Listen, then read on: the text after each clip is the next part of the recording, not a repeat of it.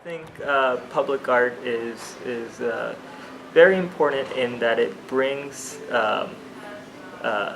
art to everyday life. Chat Treviso and his partner Yeju Choi are two artists working with the city of Cambridge in an effort to remodel Fern Street, located between Callahan Playground and Daney Park. It's essentially transforming a bicycle and pedestrian path along Fern Street into this interactive kind of surface that has a lot of different colors and different textures. This project was made possible by the Percent for Art program. This program legally requires that 1% of construction costs on municipal capital investments be designated for use in developing site-responsive public artworks. That's an extraordinary commitment because just like we might bring in for a project, architects and landscape architects and engineers and all the folks that need to be part of a conversation when we're building. Every single time artists are brought into the conversation and through their creative lens, artwork is created. The Percent for Art program, which was established in 1979 along with the Cambridge Art Council, has helped to shape the city's identity, giving it the largest collection of public contemporary art in the state of Massachusetts. Often the value of public art, it doesn't have to be something that is, identifies the whole city, but that shows a kind of a character of a particular place.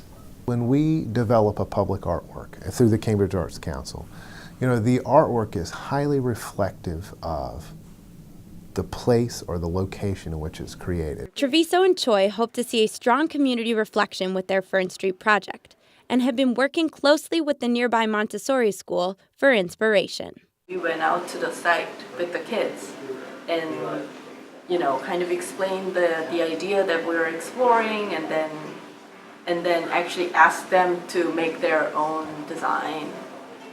Until last week, in the state of Massachusetts, the Percent for Art program only existed in Cambridge.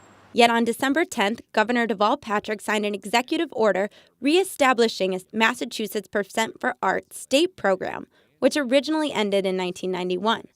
The program now requires that on state-funded projects, 0.5% of construction costs, with a maximum of $250,000, be spent on the creation of public art in Boston, as well as 26 other gateway cities. A state program has the opportunity to do things that you won't necessarily find specifically in a municipality. We do it in a small community or whether we do it in a giant region.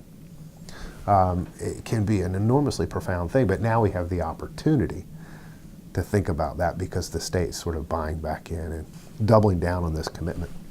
We can never assume that it's just understood that the art that goes into a building, the art that goes into a city plaza is just an integral part from the beginning, just as integral as the lighting, just as integral as the heating in the building. It's always an advocacy effort to send this message out there. With public art programs growing statewide, the city of Cambridge is showing no signs of slowing down. Reporting for the BU News Service, I'm Callie Greenberg.